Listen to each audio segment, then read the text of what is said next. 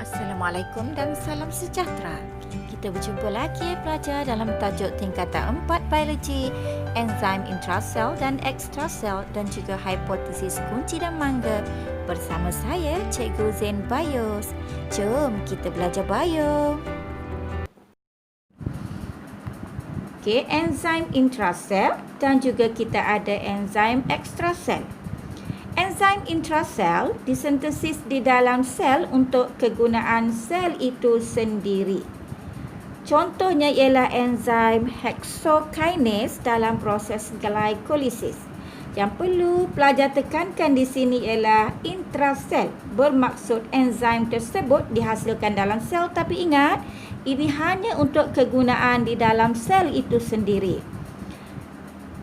Dan contoh diberi ialah enzim hexokinase, di mana hexokinase ini adalah enzim yang berfungsi untuk proses glikolisis ataupun pemecahan glukosa bagi penghasilan tenaga ATP yang berlaku dalam sel badan kita. Oleh itu, kita masih lagi boleh bertenaga dengan penghasilan tenaga ATP daripada proses glikolisis. Dan seterusnya kita lihat enzim ekstrasel. Enzim ekstrasel disintesis di dalam sel juga.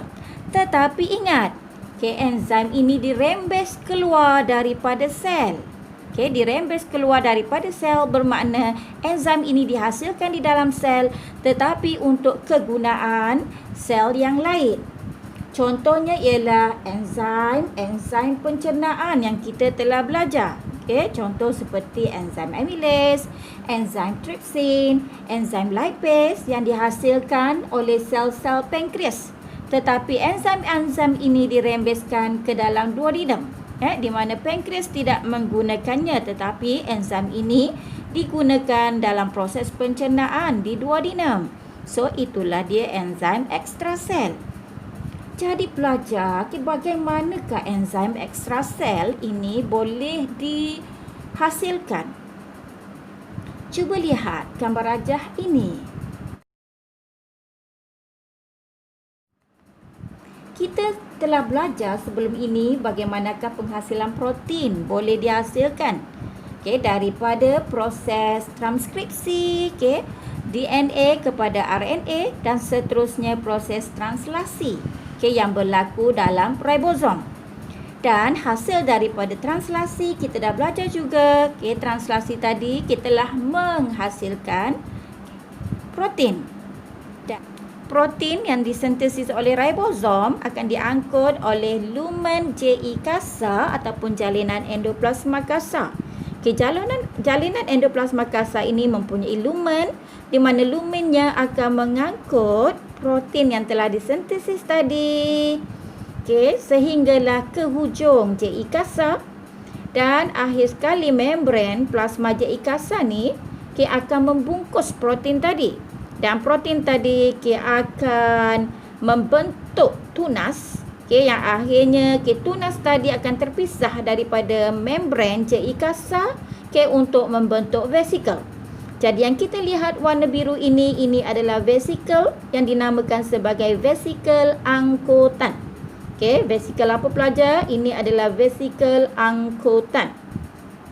Bermakna protein yang dihasilkan oleh ribosom akan diangkut melalui lumen JI kasar dan dibungkus. Bermakna fungsi JI kasar di sini jangan lupa pelajar kita dah belajar juga. Antara fungsi JI kasar ialah membungkus protein ke dalam apa? Ke dalam vesikel angkutan. Dan apa berlaku kepada protein yang telah dibungkus tadi? Protein tadi akan diangkut daripada JI kasar. Protein yang telah disintesis akan diangkut daripada JI kasar ke jasad Golgi. Kita lihat. Protein yang disintesis oleh ribosom diangkut ke jasad Golgi. Sekarang kita lihat protein tadi telah sampai di jasad Golgi. Agaknya apakah yang berlaku di jasad Golgi?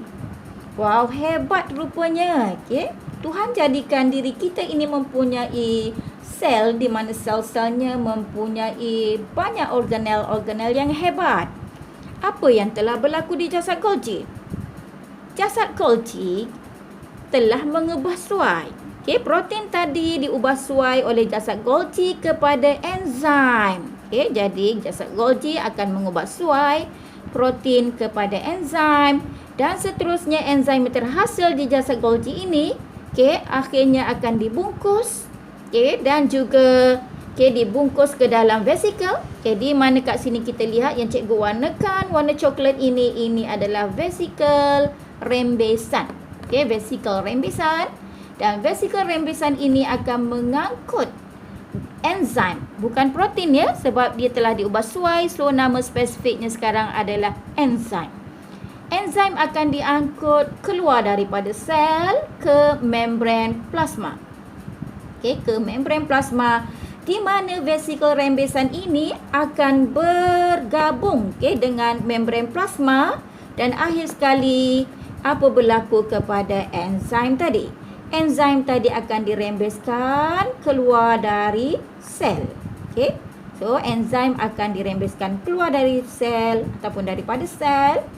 Jadi enzim ini kita namakan dia sebagai enzim luar sel. Boleh faham pelajar? Dihasilkan di dalam sel tetapi untuk kegunaan di luar sel. Itu adalah enzim luar sel. Dan kita lihat ringkasan. Di bawah ini cikgu sertakan ringkasan penerangan tadi. Pertama, ribosom sintesis protein. Protein yang disintesis oleh ribosom akan diangkut melalui lumen CI kasar ke mana? Ke jasad Golgi. Jangan lupa bila kita menulis angkut mesti lengkapkan penerangan anda. JI kasar mengangkut protein ke jasad Golgi. Dan seterusnya membran CI kasar akan membentuk tunas dan menggenting bagi membentuk vesikel angkutan, dan vesikel angkutan akan mengangkut vesikel angkutan akan mengangkut protein ke mana? Ke jasad Golgi. Dan jasad Golgi ini umpama kilang. Yang akhirnya jasad Golgi akan mengubah suai protein kepada enzim. Dan enzim akan diangkut oleh vesikel rembesan ke membran plasma. Dan bercantum dengannya dan enzim dirembes keluar daripada sel. Maka terhasillah iaitu enzim luar sel. Terhasillah enzim luar sel.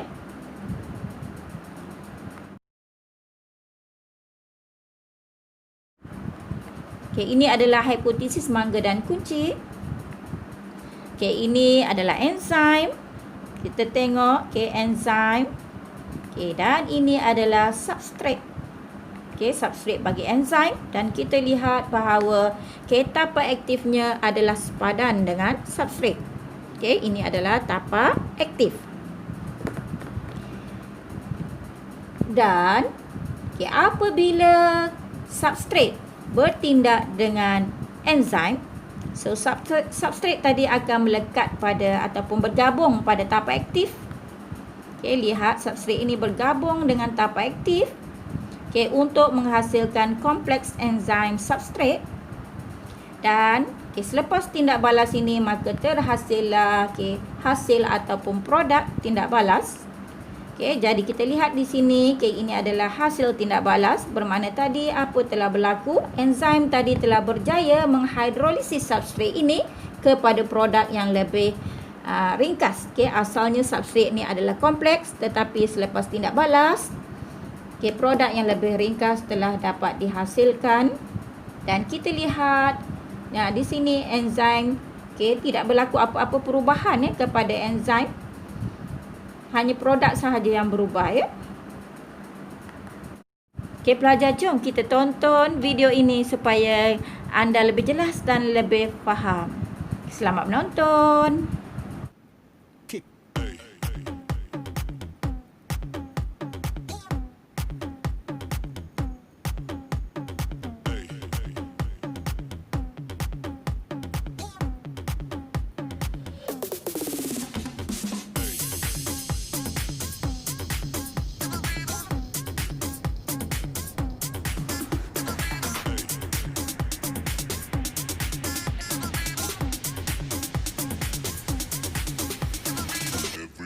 shake it, baby.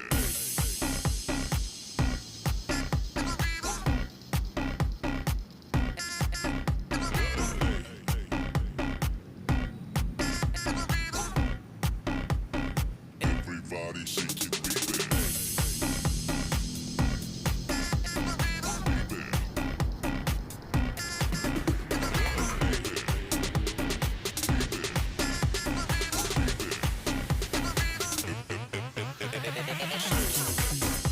Semoga anda telah memahami dengan jelas. Jom jawab soalan kuis keempat di channel Cikgu Zain Bios.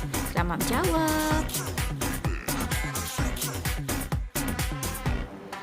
Jangan lupa pelajar like, komen dan subscribe. Terima kasih semua.